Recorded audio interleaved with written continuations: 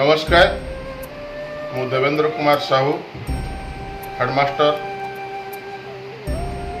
And senior SS Utkalmani सरकारी उच्च विद्यालय देवगाँ राउरकेला चायरी। आज 77तम स्वाधीनता दिवस आज पालन करने अवसर रे मु यही अवसर रे समस्त छात्र छात्री समस्त शिक्षानुष्ठान एवं समस्त अनुष्ठान संगठन सर्वोपरि भारत माँ रो संतान हिसाब रे